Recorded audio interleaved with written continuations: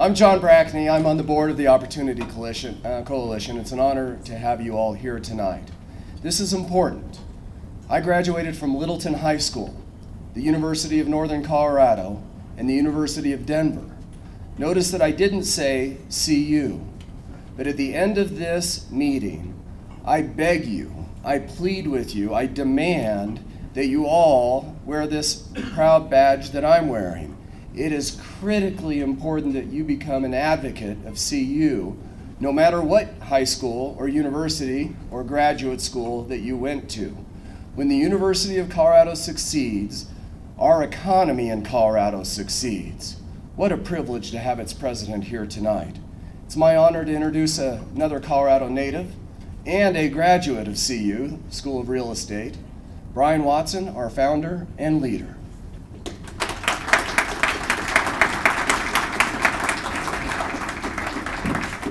Good evening. We have some people there standing in the back. I don't think you want to stand there for the next 45 minutes, so if you want to, we have some chairs all around the room, and you're not going to disrupt anybody, so feel free to sit down. So, first, I'd like to welcome each and every one of you here this evening.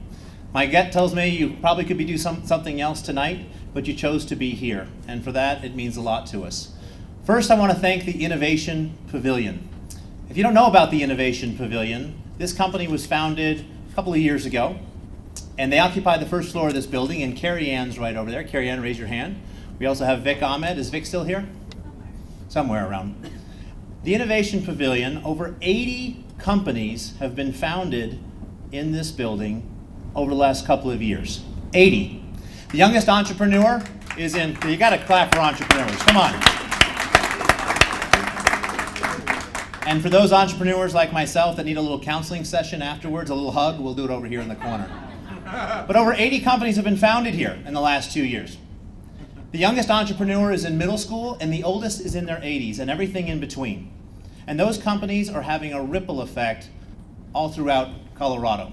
And so if you don't know much about the Innovation Pavilion, be sure to see Carrie Ann. If you need some space, she's your person. And that's the reason I bought this building, because it was a lender-owned property, and we've invested in it, and we want to continue to see the entrepreneurial community thrive. So thank you, Innovation Pavilion, for allowing us to be here. Second, I want to acknowledge our advisory board. We have Kyle Henderson here with us tonight. Kyle? Nicole Gamp? Nicole? Somewhere? She's coming. Nicole's always on the move. There she is. Glass of wine in hand. I like it.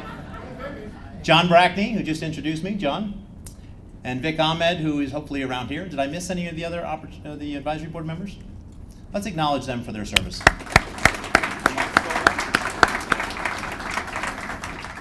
I said Luke Wyckoff, didn't I? No. Luke Wyckoff. If you don't know him, unbelievable guy. I also want to acknowledge Christina Whalen of Academy Mortgage and Millie Kitchen of JP Morgan and Elle Hughes, who checked you in, got you fed, and got some wine as well for us this evening, so thank you to them. So people often ask me, why did you found the Opportunity Coalition, and what is this organization? You know, is it political? Does it have an ulterior motive? What's going on? People always want to know those things. Well, I founded it for some very simple reasons. First, to promote free enterprise. And I'm going to underline free enterprise. I think we need more of that in our country. I think we need to celebrate entrepreneurs and what they do. And I also wanted to help create bridges of understanding and connection among people. You see, I believe if you get good people in a room and you connect them together, sparks happen. People get hired, new companies are created, and I think society can be transformed for the better. Each of you, I've got to know you and looking forward to meeting a lot of the new people here, but I'm thankful for each of you being here tonight. In addition to the monthly speaker series that we have here at the Innovation Pavilion, we also started the Opportunity Coalition podcast. I didn't know what really a podcast was until my good friend Kyle Henderson had to educate me. Does anyone not know what a podcast is? Okay, good. Well, at least we got through that. So I've been fortunate in meeting some wonderful people throughout not only our state, but our country, and frankly around the world. And so twice a week, I interview these individuals over a little phone call, and we talk about what makes them tick, what drives them. And you can go on to iTunes and you can listen to a 20-minute podcast from the CEO of ARC Thrift Stores, who's right in our own backyard, to Wayne Williams, who I interviewed today, who's running for the Secretary of State, and a host of other people. And it's provides you some productive time on your way to work. And so go to iTunes, Opportunity Coalition Podcast. They're absolutely free. And if any of you know of an individual that you think that I should interview, I'd be honored to have you reach out to me. So before we get started tonight, I usually share a few thoughts on a particular topic. But tonight, I want to share some personal thoughts because I'm a graduate of CU Boulder, class of 1993. Does that date me at all or no? Okay, still young, still a little bit there. Still got it? Okay, good, appreciate that. I needed that affirmation, thank you. And so, you know, I grew up in a small town on the western slope of Colorado, Olathe, Colorado.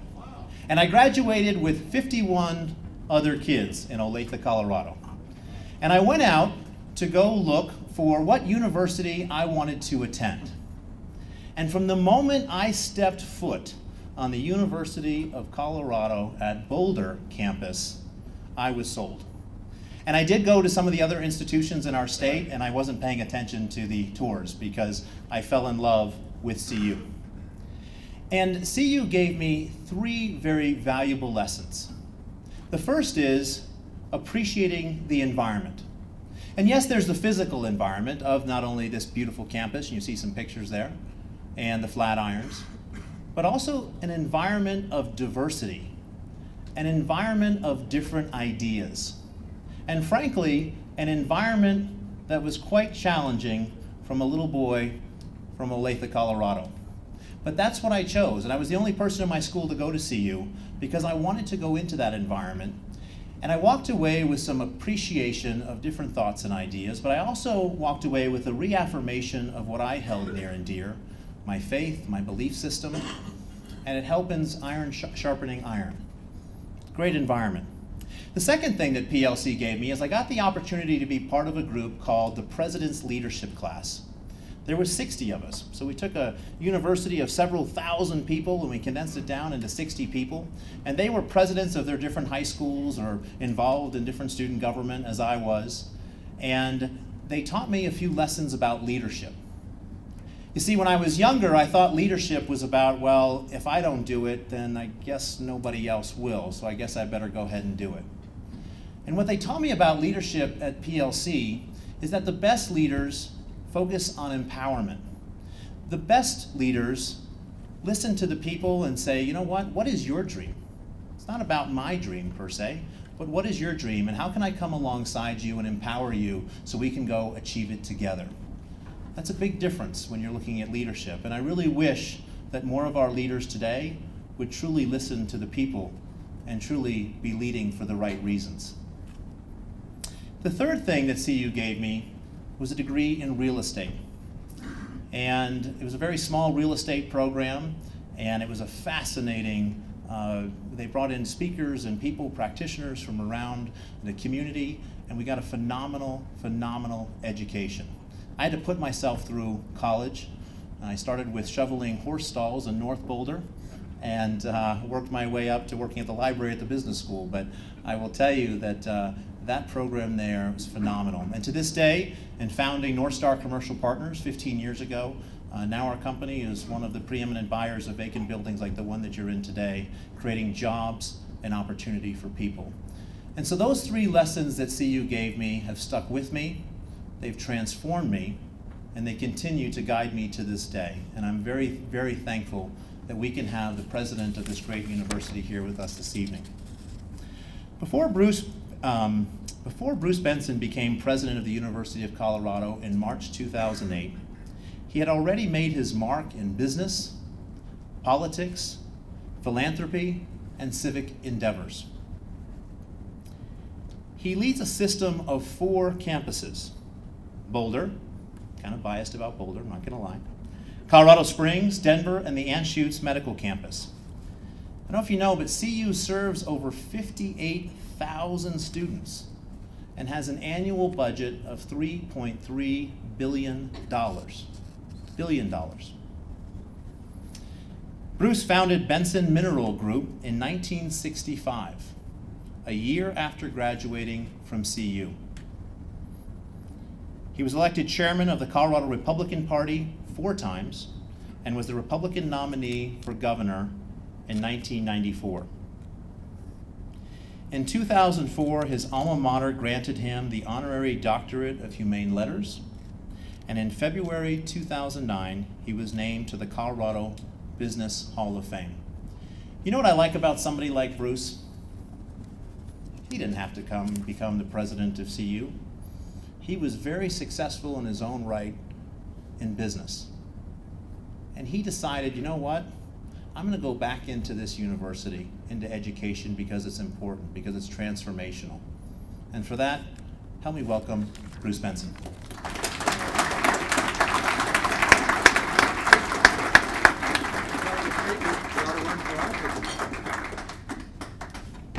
Well, I just told him he ought to run for office because he's a hell of a good speaker. So I really do appreciate that kind introduction, Brian. And we're proud of the fact that you're an alum of our place. You do a great job. And I love this innovation. So I'm going to say a couple of things, then I'm going to go way off script just for fun for a second. But I would like to introduce a couple of people here.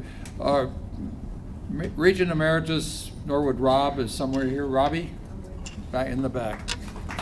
You welcome him. John Carson over here running for Regent. George Grammer is, here he is right here. He is the Advocate of the Year for the University of Colorado. And then last and certainly not, well, I'm going to say one other thing. Shari Williams is back there someplace, and she's just an old political buddy of mine, and she's done a great job for a lot of places in Colorado. But then I'm going to just say a moment about my good wife, Marcy. She really is a very accomplished woman. She ran the White House Fellows for both Reagan and Bush. She did a lot of other things in Washington. She came out here and served on a lot of boards, did a lot of things.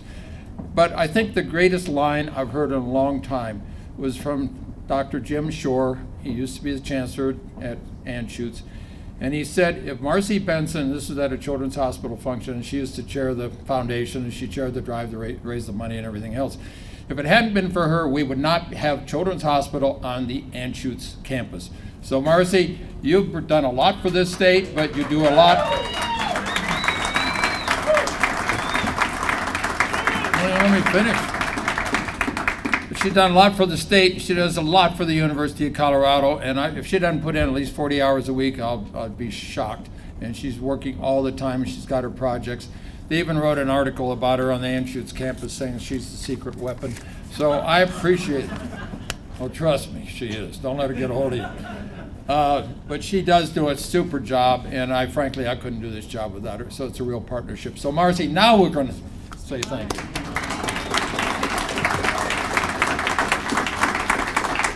Now I'm going to have a little fun for a minute because I'm a kid that grew up on a small farm in Illinois, and my dad said to me back then when I probably was 12, and he said, you know, I bet if you could raise some baby chicks and grow them up and get them to be pullets and then slaughter them and you'd sell them and you'd make money. And I thought, that's a heck of a deal. So that's what I did, and you chop the heads off, you pluck them, you do the whole thing. And then you sell them and you make money. And that really worked out really well the first year. But this is a lesson in entrepreneurship. The second year, I found I had a partner, and he was called the Chicken Hawk. And you know what? I lost over half of my chicks.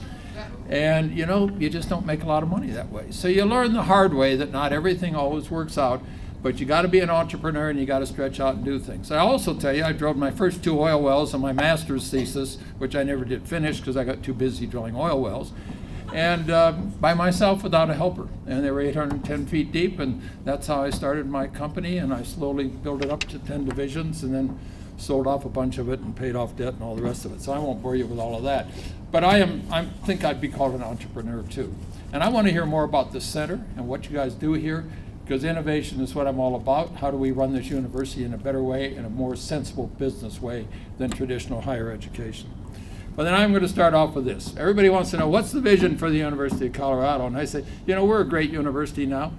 We just need to be one of the greatest in the world. So that's what we're striving to be, and that's what I've strived to be for the last 6.5 years that I've been here. So I think it's important that people understand that. So what do? You put together a plan on how you're going to get there, and then if you have a good plan and you're a smart person, you're going to change that plan, constantly change that plan. So that's what we've done right along. But I always start off with one thing, and it's your reputation. I say this in all my graduation speeches. It's one thing you've got, don't lose it. So you worry about your reputation, whether it's you as an individual or you as your business or your church or a political candidate. Doesn't matter what you are. The reputation is critical. So I worry about that all the time. So we get out, we talk a lot about the great things that go on in this university, and I'm just going to throw out a few of them here really quickly.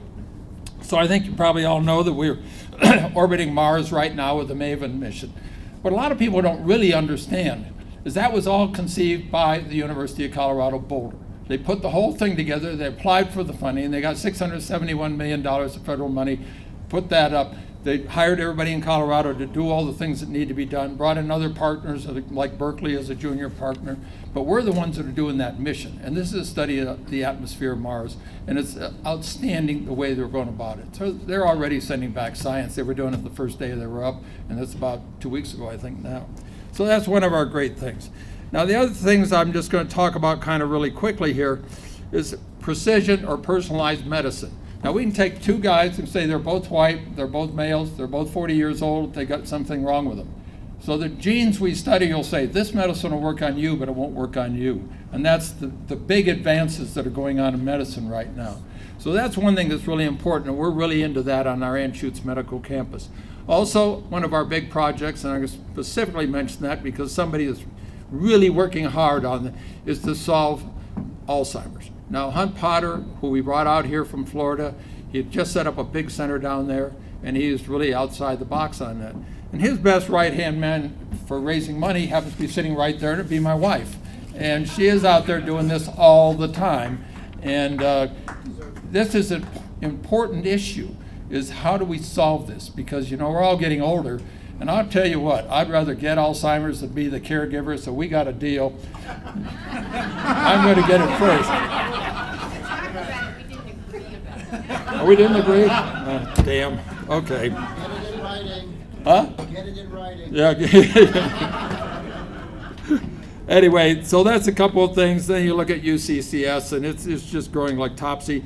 And it's something you don't think about, but North Nevada, on the other side from our campus, it was just, terrible. Bars, all kinds of junk over there, no-tell motels. That's all cleaned out now. We've had a lot to do with it. We didn't do the work, but we encouraged the work and brought people in and worked with them to get that all done. Now we've got a great shopping centers and restaurants and everything else. It's a place for our kids to go to buy stuff, or our faculty or staff. And it's also a place they can get jobs, part-time jobs, when they're going to school, because we'll probably talk a little bit about debt, and this is a way to help hold down your debt. So they do a great job there. We're putting in all kinds of other things. We got the branch medical campus down there now. It's allowed us to increase our number of docs, which have gone from 58 in a class up to, I think it's 82 now. So that's important. Then you look at everything else that's going on here. You look at what's going on in Denver. And Denver's just kind of been a campus that nobody knew about because, oh yeah, there's a campus over there at Auraria. And there's some schools on it. It was Metro, CCD, the community college, and UCD or CU Denver. And this has always kind of been left behind. So we have pushed hard to get this out in front. We now have our own building on that campus, first time we've ever had one. And they just opened it up a month or so ago, I guess. And it's 161,000 square feet, and I think a $64 million building. But it's really a pride of ours. And if you look around downtown, you're going to see interlocking CUs all over the place, and that's really important. So we're getting our message out. I'm not even going to go into all the Nobel laureates, MacArthur Fellows, and all the rest of those things that we got. Nobel laureates, right? I know, it says 5 with 4 at the bottom. It says 4, and now we have 5. You got it, Michelle. I checked that, because I looked at it and said, now she's wrong. Anyway. So that's one thing. The other thing you do is you look at your problems. And I don't know if anybody can remember back when you were 18, 19, 20 years old in college. Did you ever do anything really stupid? I think I got a roar on that one. Anyway, kids do stupid things, and so you gotta handle that. And some of them are pretty bad, stupid things too. But you put it all together and you say, okay, what happened? What are we going to do about it? Who's going to talk about it? What are the talking points? You stay on message, and you don't just go everybody talking all over the place about different stuff. And I had a woman say to me at an event last night, she said, you know, I've been watching the papers. I used to watch all the problems and scandals and crap that went on at CU.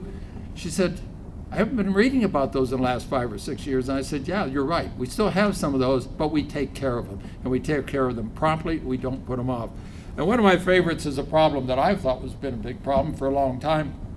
And that's our 420 pot smokeout, where we had 10,000 people showing up. It wasn't that many of our students. And I told Phil DeStefano at Boulder, I said, let's get this thing shut down. I mean, the coaches would tell you they use it against us in recruiting. You're a pot smoke at school, et cetera, et cetera. So 3 years later, there is no pot smoking party up there anymore. And Dean Singleton of the Post used to argue with me and say it's free speech. And I say, this is a bunch of bull, Dean. This is not. It's a pot smoking party. And by the way, Dean, I'm going to send them all down to the Civic Center, and they can smoke pot in your building. So anyway, you solve these damn problems, you get them behind you, and you move on. But you will have problems running an institution with this many students. The other thing I really want to talk about is our very good friends, the Linigers.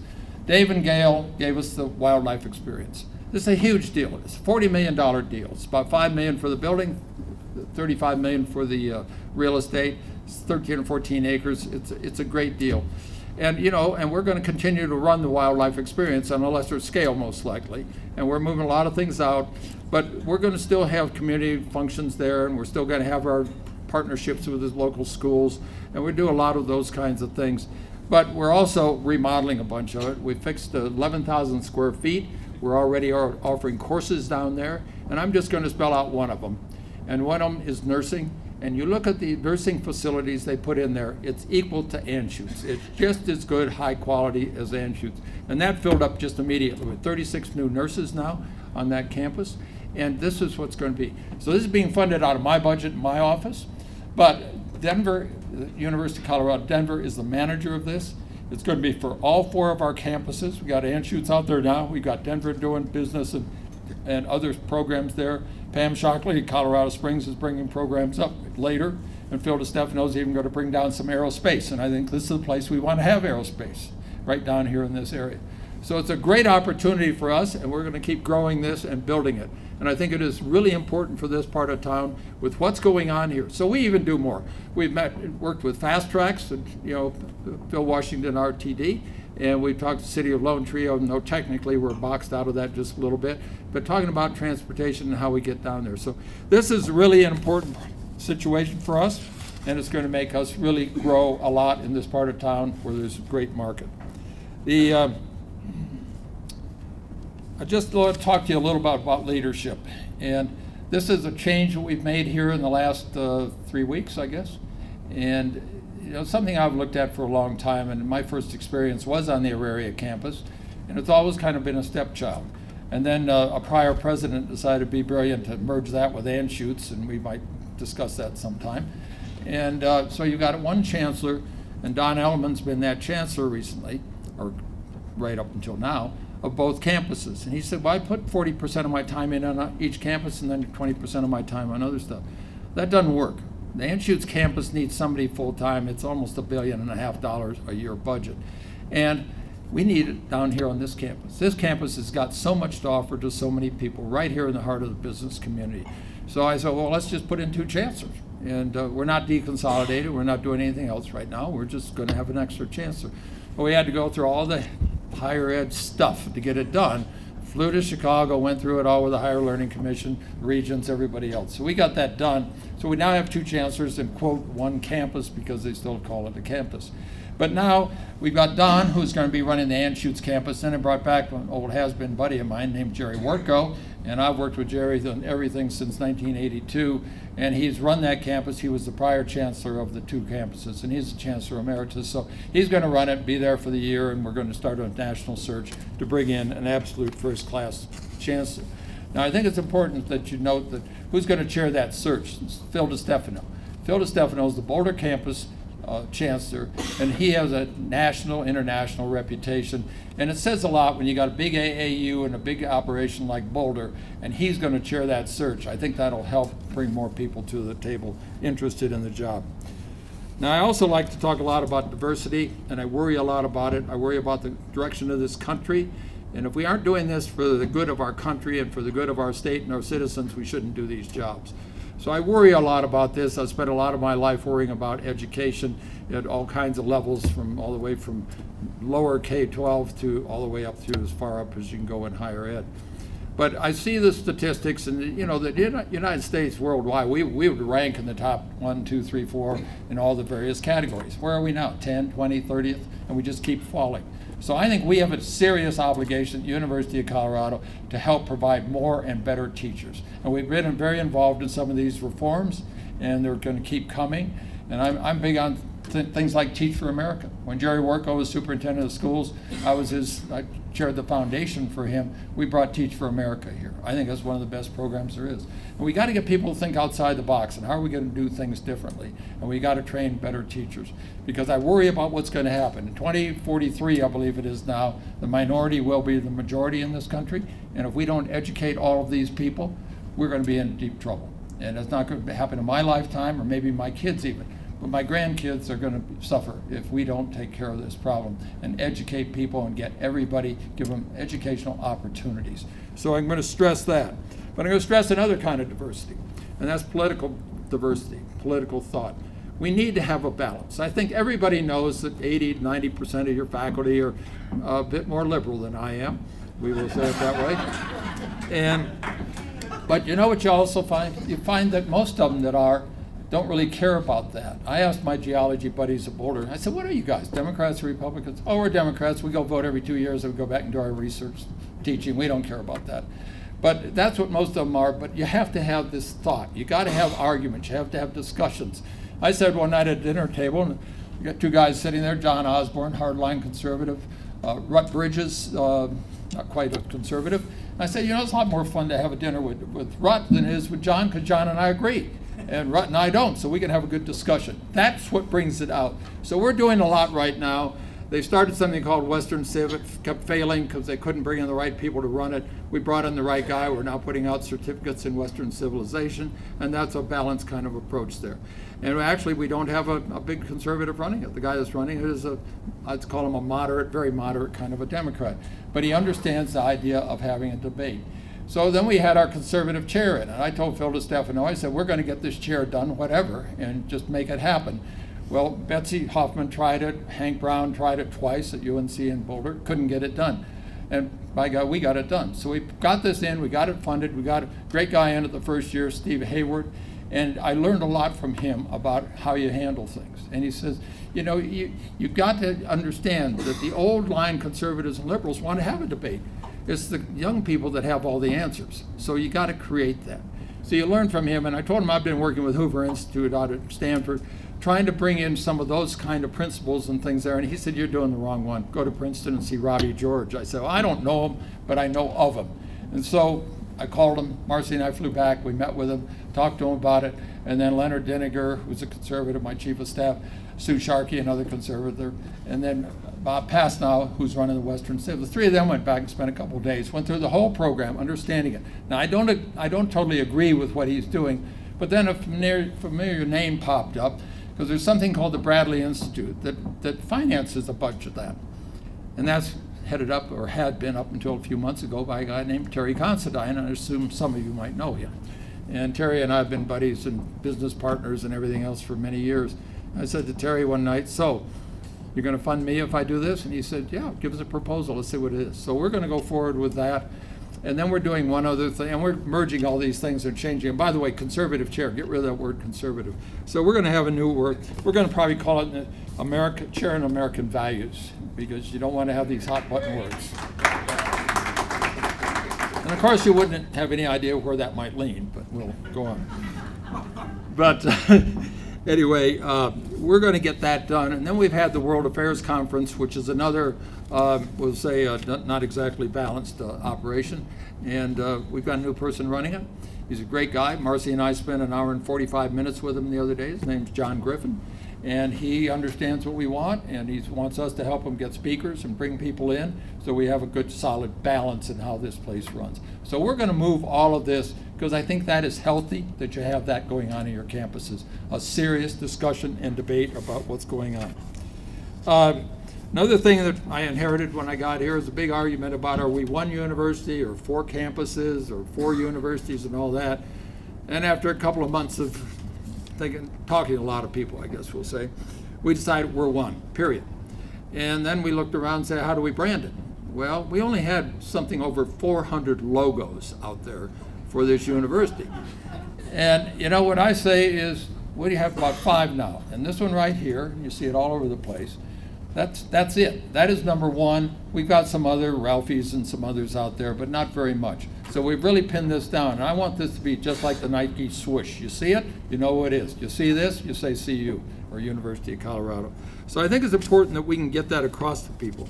So that is what we have as a single brand. Now, we talk about how do we get our word out.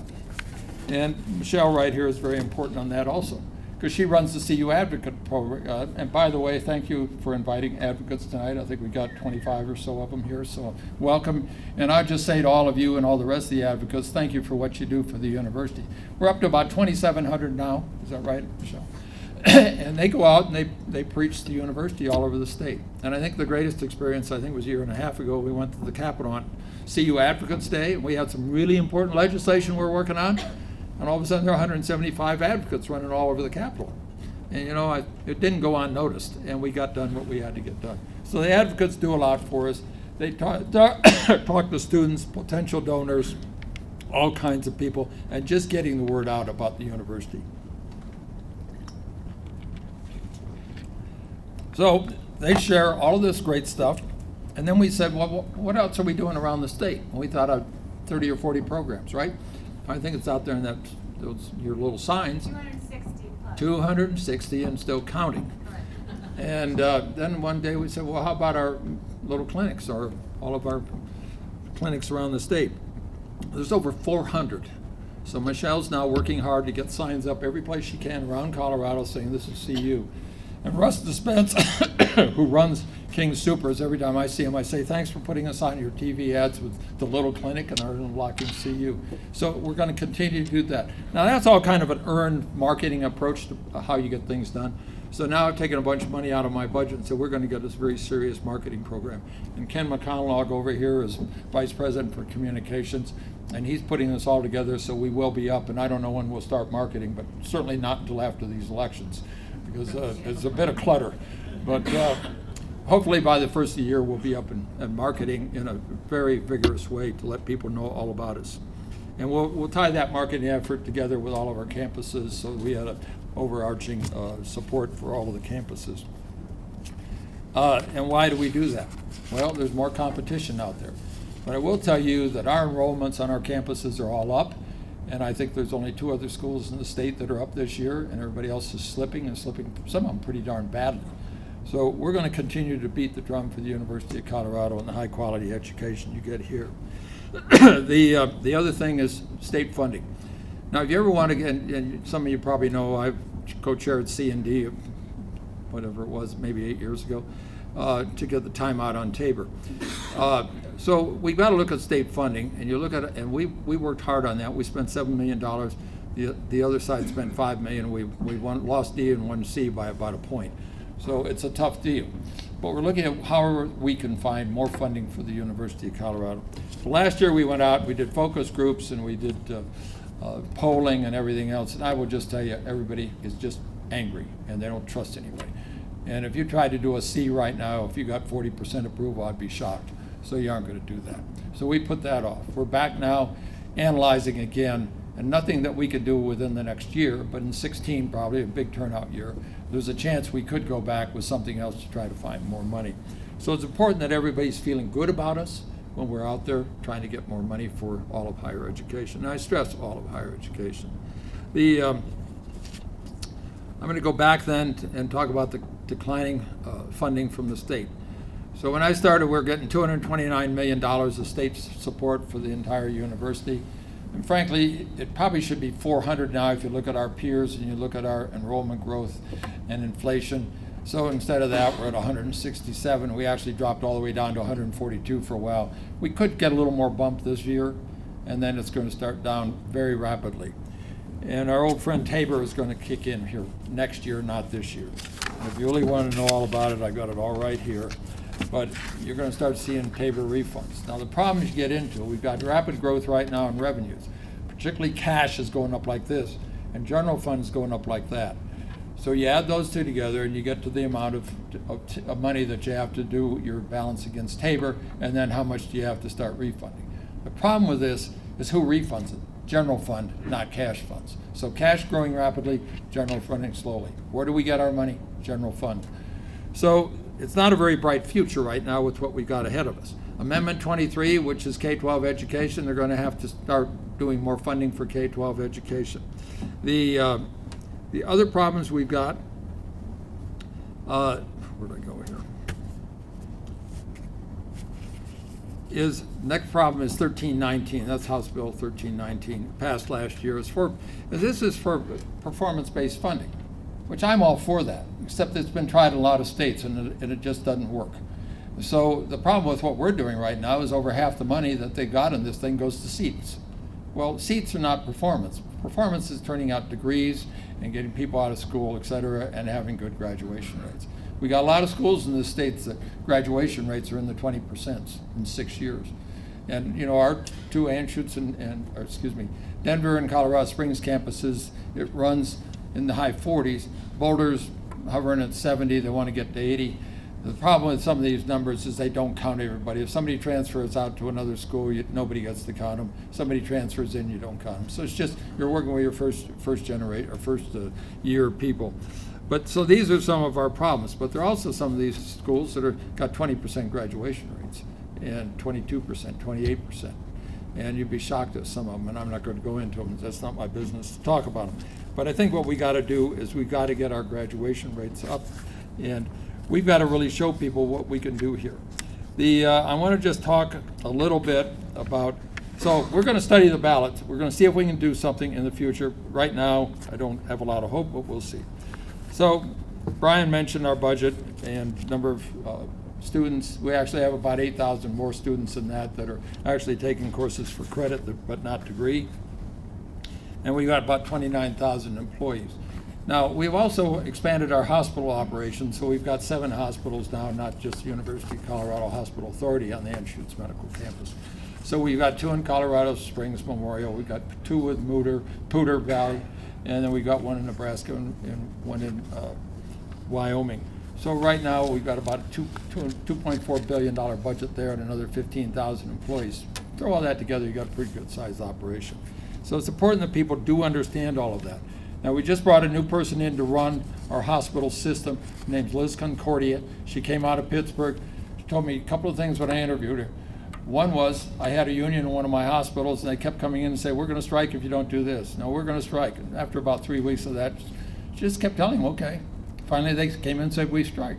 Fine. She broke them, and that was the end of that. And then she said, you know, when you merge in and put together 20 hospitals, you probably ought to look at them and say, does everyone fit? So she was, and I don't know what she's ever finished on this because she came here. She said, you got to go through and analyze everything and say, there's probably some that don't work and we got to get rid of them. So she's a real sensible, hard-nosed business person, and she's going to do a great job with our hospitals. Now, throughout the time I've been here, we're just constantly putting in better business practices, because I am a businessman, not an educator, and trying to figure out how we can save money. And I will tell you some of the things that we did. When I started, I heard this every place I went during the process to get the job. And 210 policies, bureaucracy. So we cut that all back. We got 86 or 88 now. And we cut all of them way down in half. We put it all in a place you can find them. And people never complain about our policies anymore. And I say all the time, if you got to put in policies, you got the wrong people. What you ought to have is hire the right people. And we've changed out an awful lot of people in this university, so I don't worry as much about policies. And that's the first thing people always do, is let's put in another policy. You know, they did the same thing with our football scandals. Well, let's have more rules. No, let's get rid of those rules. We don't need that. Let's bring in the right people. So we've done all of that. And then something I talk a lot about, and that's legislation. Every year we go out and we get more legislation passed to free up the handcuffs on us so we can do better. One thing, just getting out of the state procurement system, millions of dollars a year of savings. It's a big deal, and it was a real battle to get out. Another thing we did is we went for international students. If you're going to be an international university, you need international students and faculty. And I say all the time, the world used to be this big, it's now this big. We're international, we better have these kids here. So we changed a lot of rules. I'm not going to tell you all the details, I could, and we're going to have many more international students. Boulder has already almost doubled theirs now in the last 3 years. And that's really important. The other side of it is they pay a lot of money. And this is a huge economic driver for us. This whole thing, when we get done, just on the Boulder campus, we $75, $80 million of additional revenue. And with these declining state supports, which we are going to run out of money sometime in the next 6 to 8 years if we don't do something about it, we've got to do more as far as bringing in revenue. So we're constantly doing that. I also like to talk about the fact that our faculty is actually teaching more than they have to. And they are doing a great job on that, and it was their idea, not mine. You don't tell them to do that, they come up with it. And then our staff is below the administrative levels of cost for other institutions that are similar to us. We're also going through a program prioritization, so we're saying, well, maybe this one doesn't work so much anymore, get rid of it, let's redeploy those assets, put them elsewhere. Started a technology committee, looking at different ways to deliver education. And I can get into all these kind of details, flipped classrooms, and learning assistants, all of that. And then I just mentioned MOOCs, the massive open online courses. You don't have credit, but right now we've got 9 MOOCs up and 390,000 enrollments on them. And when I called the person that started, Daphne Kohler, and I said, Daphne, you don't have a business plan, you don't give credit, and you don't charge. Well, I found out a few months ago that one of her venture capital partners is her husband. And I'm sure one of these days he's going to say, hey, honey, aren't we going to make some money someday? So they're already working on this. So that's going in the right direction. Private-public partnerships, 3 that really stick in my mind. GEM is one, Global Energy Management. That actually got started before I was in this job. And that's to teach geologists and engineers how to be business people, funded by industry again. Another one is JP Morgan. We talked about that earlier. And they put a bunch of money, about $10 million total from private, to put in that commodity trading center on the Denver campus.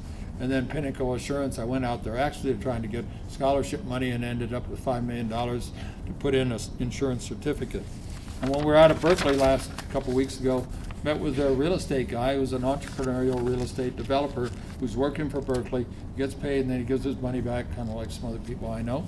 And but he is making a big difference in private-public partnerships. You can always learn by talking to these people. Now, a couple of things that are really important to us, other funding sources. One is private philanthropy. We closed our $1.5 billion Creating Futures campaign about 11 months ago, and that's wonderful. Problem is that we're now up to a $1 billion endowment. If you look at our cohorts that we're looking at across the country, we should be anywhere $3 to $8 billion. We got to step on it. So we've totally rearranged how we do all of our fundraising. We've taken 180 people out of the foundation and moved them to the university. There's true accountability now. We brought in some of the smartest, best fundraisers in the United States to head up the various pieces. And I won't go through all those details, but I would love to share it with you if you'd like. So that's one big deal, and we're going to really get moving on this thing. And we can definitely double, triple what we're doing. The next one is all of our research funding, $861 million. 80% of that comes from the federal government. We need to change that mix. We've also started years ago more lobbying in Washington to help get that money from those agencies because all their budgets are going down. So we've got to do a better job there, and we are doing a better job. But we want to get more industry partners, private philanthropy, and then we also want to monetize in a better way. We brought the guy from Mayo Clinic down here who did all of it to monetize it so we can get more revenue. So there are a lot of schools out there that are getting big numbers out of the monetization of their intellectual property. I would say that the other thing that I think is really important, I'm very big on partnershiping and collaboration. And I love this guy we just interviewed the other night. I'll tell you a moment about it. And in his letter, 3-page letter, I bet he had collaborative 5 or 6 times in it. That's what I want to hear, and that's how you get things done. So we have a lot of people to collaborate with. We have to have our campuses collaborating, working, sharing services, saving money, doing all of that. But then you got to do more. We've got partners. Children's Hospital is our partner. All their docs actually work for us. We've got to have a better relationship. We've built that. Marcy helped do a lot of that because of her relationship. Don Elliman, he chaired the board also one time. He and Marcy were the fundraisers for the place. So you got that relationship. You got our hospital. They were off on their own. We brought them back into the fold. Their foundation was raising money in competition. Now we're bringing that back together. And you look at the Fitzsimmons Redevelopment Authority, another train wreck that I inherited. And we've got one of the best boards in the state of Colorado now to develop that biopark. So you've got all of these different relationships going on. Our real estate foundation, I don't care if they buy real estate. What I care about is their brains. And when Mary Sullivan sits there calculating, he says, wrong cap rate, guys, you can't pay that much. You know, you got some real horsepower people. And when we went to Berkeley the other day, it was one of our real estate foundation people that took us to introduce us to this friend of his, so we could do more of that. So I think it's important that we continue to work all of these relationships and all these partnerships. I'll tell you one other thing that's an important partnership. A lot of people like to criticize us and say, you're a big CU. Well, we got some capital construction money this year. And Todd Solomon, our CFO, who has also been on the Joint Budget Committee as a legislator, and he was also the budget director for the state of Colorado. He knows more about the budget than anybody in the Capitol. And he said at lunch when they were talking, he said, now look at, there's going to be probably more money than they're budgeting, so why don't we just go ahead and act like we're going to get it and pass legislation like we're going to get it, subject to getting it. And this is for all of us. We got about $16, $17 million out of this package. The rest of higher education, because of what we put together, is getting $83 million spread out around all those campuses. Now, they jumped in and helped lobby it and some other things, but it never would have happened without my people getting in there to do it. So it's this collaboration between everybody that is so important to me. Now, the one thing that I'll mention here that I think is terribly important, Dean of the School of Medicine, Dick Krugman, he went there on a part-time basis. He's only been there 24 and a half years as the Dean of School of Medicine. And he has decided it's time to retire and go back to doing what he wants to do, working with camping kids and all of that. So we're searching. Now, the candidate we had the other night was the one that had all that collaboration in there, a real star. And so I met with him in the morning and discussed all of these things. And we sat down at dinner, Marcy and myself and Don Elliman and Lily Marks, and we had a nice dinner with he and his wife. And he's a real star. We got a couple more coming in. We'll see who's the best of the bunch or who fits the best. But it's important that we really fill that slot up. So I will just say that I'm really proud of all the people that work at this university. I'm proud of the volunteers. And I might even say that we're now in the process of energizing a bunch of younger people. And when I talk about younger, that means, you know, that's not just less than 70. That's more in the 30s and 40s. And I think we've got one of them sitting right over here. And get these people really energized about this university to help us every way they can. So I'm proud to be part of it. I'm proud of the people that work here. I think they work like hell, and I'm really proud of everything they do. And I couldn't be more honored than being president of this university. So with that, we're going to proceed forward, and I guess I'm going to turn it back over to your chairman.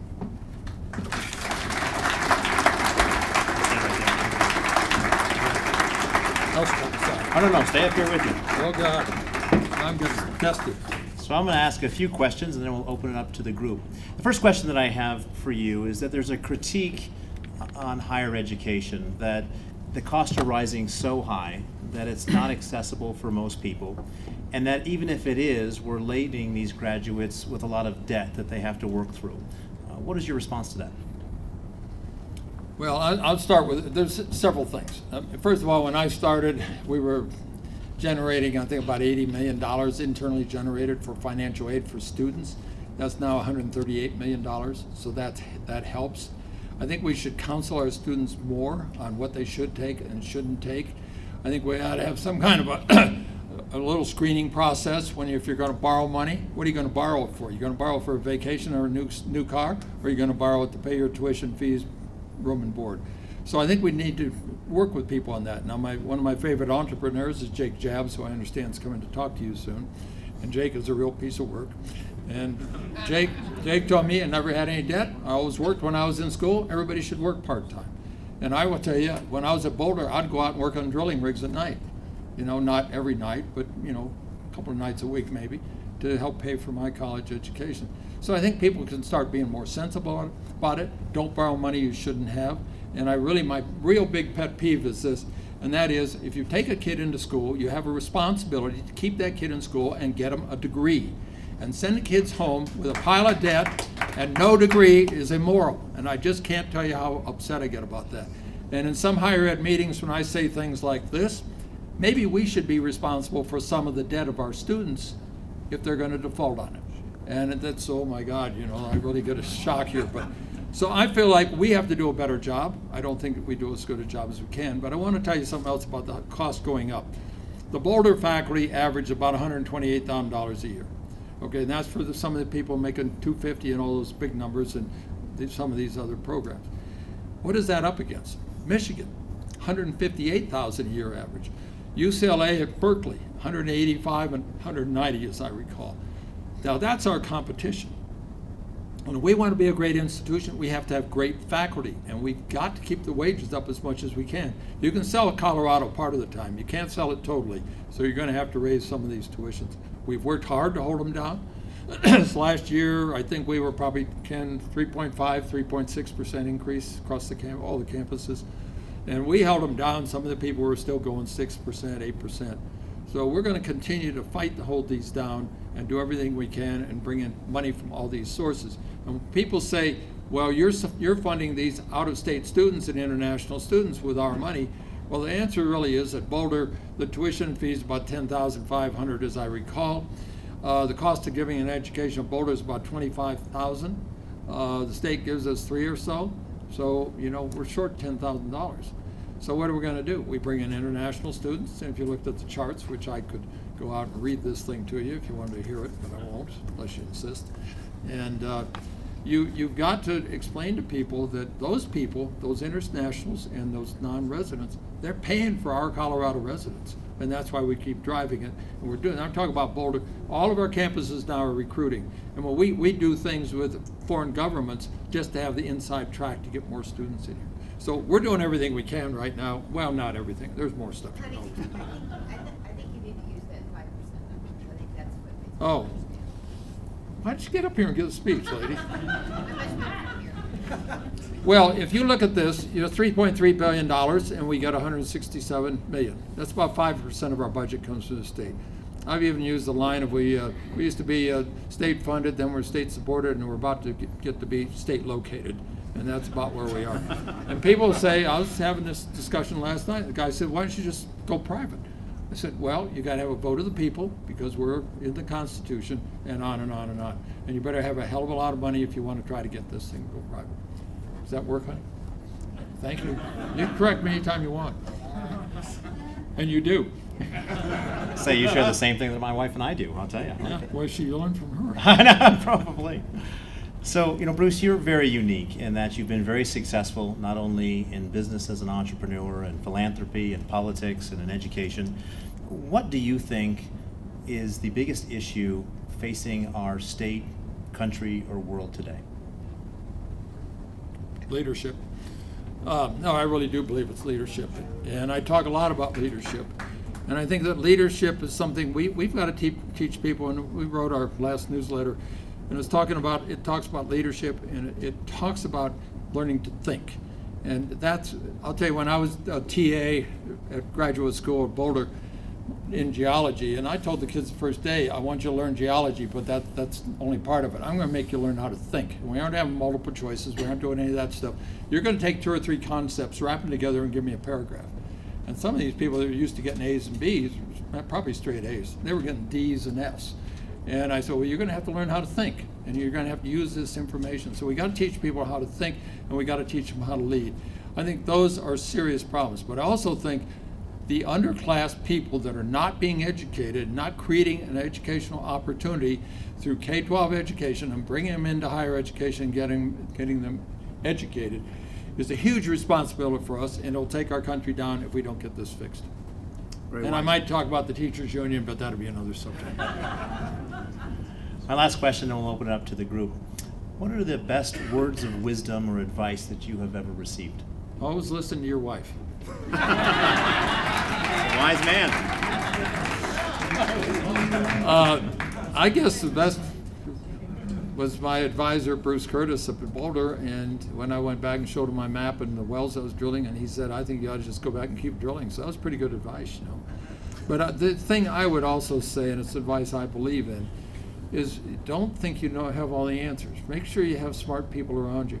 I don't think there's anybody in my top upper echelon chancellors and provosts and vice presidents. I'm not smarter than any of them. They're all smarter than I am in what they do. Now, I may be able to wrap the pieces together perhaps better. but they're all smart. So hire the smartest damn people you can hire and get them in there, and don't think you have all the answers. I often talk about my friends that are one-hit wonders. They knock it out of the park on that deal. Now they're the smartest guy in town. They can do anything. Yeah, they generally start failing right after they start thinking that way. So Bruce and I both listened to our wives, and both of our wives are smarter than we are, is what he was trying to say there, I think. Well, there's no doubt about that. I'm sure about yours. I don't know about mine. I know about mine. With that, let's open it up to some questions from the crowd. Yes? So Bruce, as a senior advocate at the University of Colorado, I have two things I want to talk about. Number one is the advocacy program. Everybody in this room that have a connection to Colorado needs to join our program.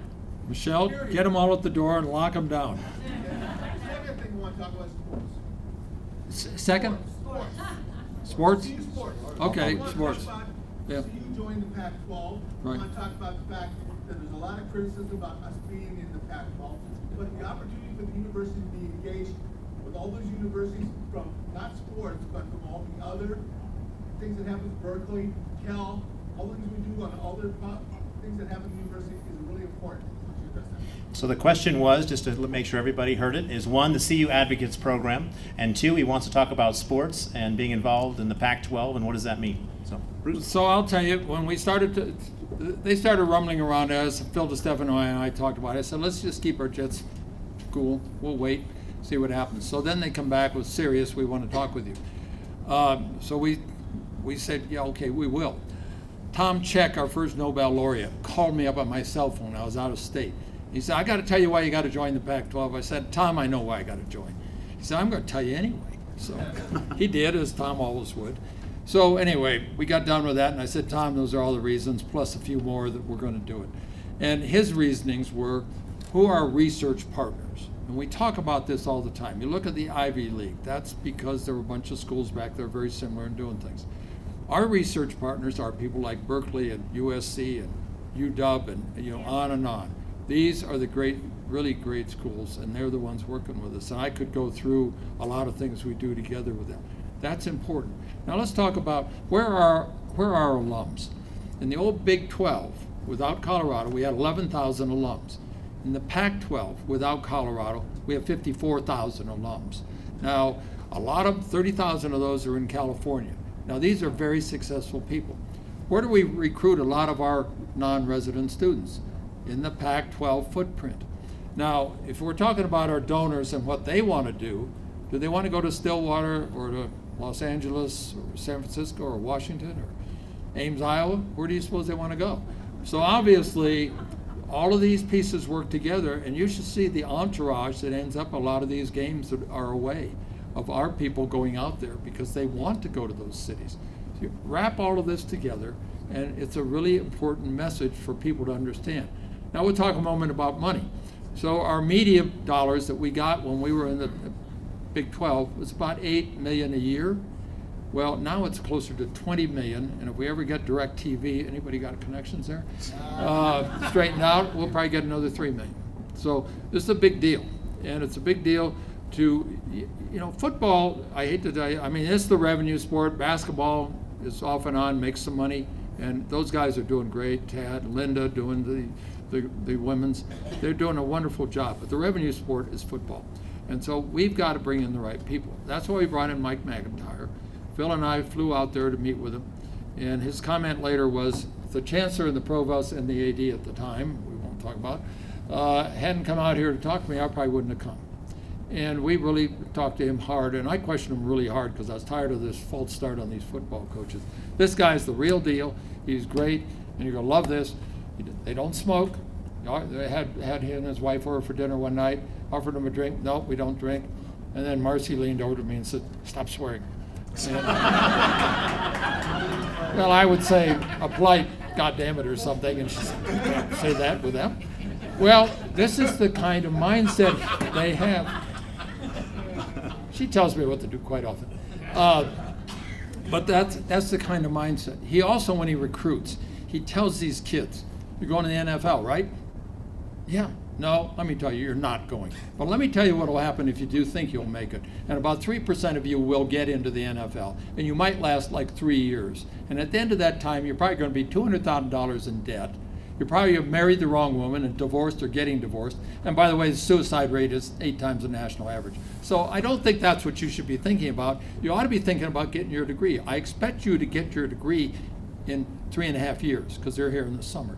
And when I interviewed a lot of these recruits, and you got this guy that's about that tall and this big around, what do you want to study? Aeronautical engineering. What's your grade point? 4 point blah blah. These kids are great, smart kids that we're bringing in now. And you don't want to bring in, now we still have troubles occasionally, but you don't want to bring in the troublemakers. I don't want any troublemakers. I told the AD when I first started, I said, you throw out your best running back. If it's for a good cause, I'm standing up with you. I want quality people in this institution. Then we brought in Rick George, and he had an insignificant little job last go around. He was running the Texas Rangers baseball team. And he also was the head recruiter for CU Boulder when he was here back for our national championship team. And then he went off and ran the PGA. So Phil and I slipped down there. We talked to him over lunch. We got him hired and brought him up. He is outside the box. He works his tail off. He's smart. He's honest. He's got a great family. Only want really people that are solid, and that's the kind of person we got. So that's why we did this. And you know what? We will win. And with the last 2 games, we're within 3 and 5 points. And should have won them both, but we just didn't close it out. But we're going to win. We may not have a great record this year. Give us another year. And McIntyre went from 1-11 to 5-7 to 11-2 in 3 years at San Jose, 26th ranked. Yes, Nicole? Yes, you shared about 99% about business and say it louder. I'll- you shared about 99% about business and stats. Could you share maybe like 1% about personal, like your hobbies? Who are you? Personal life. So the question is, you've shared about 99% this evening about CU and different stats, and she'd like to hear a little bit more about you personally and what makes you tick. Hobbies. Hobbies, specifically. No, honestly, Marcy and I spend a huge amount of time together. She insists that every 3 months we leave town for a week or 10 days, or else I'd kill myself. Work myself to death. Our weekends, when we can, sometimes we had a night game up at Boulder a few weeks ago. Got over 11:30. We left the stadium at 12 o'clock. We got to the ranch at 1:35. Got to bed at 2. We go up there all the time. We both sit there working all the time, and it's a pleasure to me. I got a hip replaced a couple of 3 years ago, I guess, and I think I've got myself in good enough shape. I'm going to try skiing again. I've been skiing since I was 6 years old, and I used to play tennis. We're actually taking a trip, 2 weeks, 2.5 weeks. We're going back to a place we used to have a house, and that's in Hawaii, but we got rid of it because we got bored. I may even try tennis again and see if I can play tennis without getting screwed up. But those are things that we like to do. But you know what I really like to do? I like to work. And my dad taught us too well on the farm to work. And there's nothing wrong with it. In fact, I use in my graduation speeches, the harder you work, the luckier you will get. And that's the truth. Janine, you have a question? As a mother of 4 children who attend college, when I was getting my kids into college, my big concern was not so much academics, because they were strong, teaching them how to think. Also, I was very concerned about their character development. And I'm really concerned about the character assassination and the lack of integrity of our leaders. Help me out. So the question is, as a mother, you can equip your kids with lots of wonderful things, but what about character development, and specifically what CU is doing about that? Well, I think you said it at the top, is role models. And I would hope that our characters, other than Marcy maybe, that, because she is a character. But I think we try to set an example. I look at the chancellors on these campuses, Phil DeStefano, Yvonne, they've been on that campus 40 years. Yvonne's one of the nicest people in the world. And I think you set those kind of examples. You try to bring people in that have these same philosophies. As far as just sitting down and training, I don't think we do any of that. We may somewhere. But really it is trying to lead by example and showing people what the right path is. And we've got 10 grandchildren. Hopefully their character is working out pretty well. One of them's a freshman at Boulder in the Leeds School of Business. So I think we're doing all right with it, but I want to make sure, and I agree with you, character is important. All of these things that I worry so much about are important. I think we're coming up with a lot better, and we don't want people going to schools and just being spoiled rich kids. We want them going to these schools and getting a huge, great education so they can get out and survive. Let's finish up with 2 questions. You raised your hand last time, so which question? I'm an ex-NASA nerd and I'm very concerned about You're a next what? ex-NASA nerd. NASA nerd. Aerospace geek. Oh, one of those. You aren't going to make me talk about black holes, are you? Good. I still don't understand them. I wanted to know what's your perspective on the future of aerospace here in this area, the Denver Tech Center area, and also about Spaceport, Colorado, and ties to Boulder.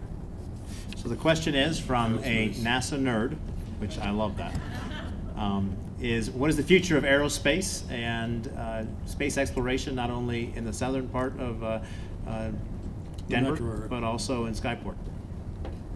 I don't know much about Skyport. I do know this, that, we're public universities, we get the most funding in the country. We're second most, I guess, of all universities. See, she's even nodding her head. I read your sign again. I just didn't know all that until I saw the sign. Like hell. I think it's great. And I think these things keep changing all the time. And I mean, you just look at what we're doing right now with Maven. And, we're going to, is it the French? Who's going to land on a comet? They're going to land on something, right? Huh? Asteroid. Is that the French? European coalition. Who? European coalition. European College, okay. But anyway, all of this is moving forward. People are going to keep trying to study this. I mean, if you really want to be a geek, you can be one of those people that signs up to go to Mars and finish your life there because you won't ever return. But I think it's fascinating. And, Arnie Weber, who was president about 6 or 7 ago, or 8, I don't remember now exactly. And we sent him an article when he was referred to it in the paper the other day, because he was the guy who said, we've got to be in space, and got this kicked off. And I got the nicest handwritten note from him, and I don't know how old he is now, 85 or something probably. Just saying, the last time I got any publicity was when I cut out 6 sports because we couldn't afford them at Boulder. And so this was very positive to him. So I think it's a great future. I think we're moving ahead fast. And, there's just so much here. It's so different. I mean, I'm a lot older than you are, but, I took trains when I went to school back in the early 50s, Airplanes? Yeah, occasionally. But no, it's trains. And, yeah. Laura, you got your hand raised? Thank you for being here. Some of us have noticed that there's been some national news about one of our largest school districts in APUS history in Colorado, and the College Board leaving out people like Martin Luther King Jr. as they rewrote the framework. The University of Colorado has an esteemed professor who helped write that framework, I think I saw that. and a visiting professor who might have a different perspective on American history. And so I'd like to know your thoughts on the University of Colorado hosting a conversation or a forum with those 2 gentlemen to get some of the truth about what's actually in the APUS history framework. So Laura's question, she's from Jeffco and has served out there with the school board. And her question is the most recent issues out there with what's being written in textbooks and what is CU's involvement.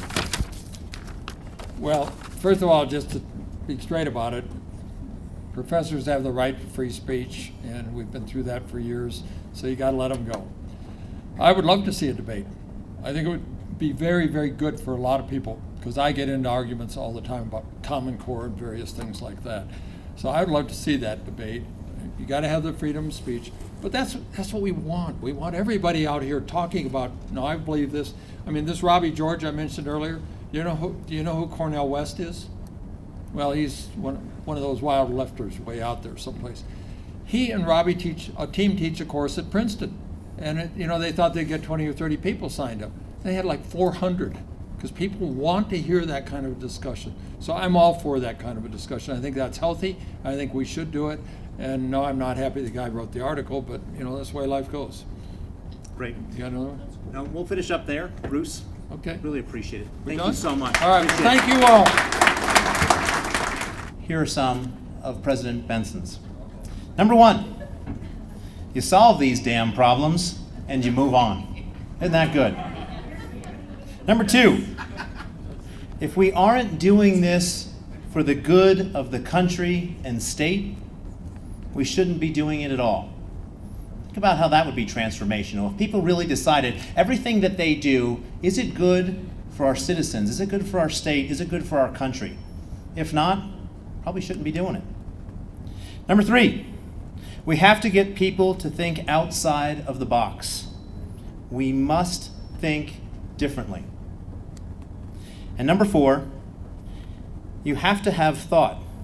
You have to have discussions and arguments. You see, I think unfortunately in society today, we've gotten away from that. We're not really having civil discussion. We're just trying to beat somebody else up. Or, even worse, we're not willing to have the discussion at all. And so I encourage you, especially during this election season, to go get informed and have some discussions.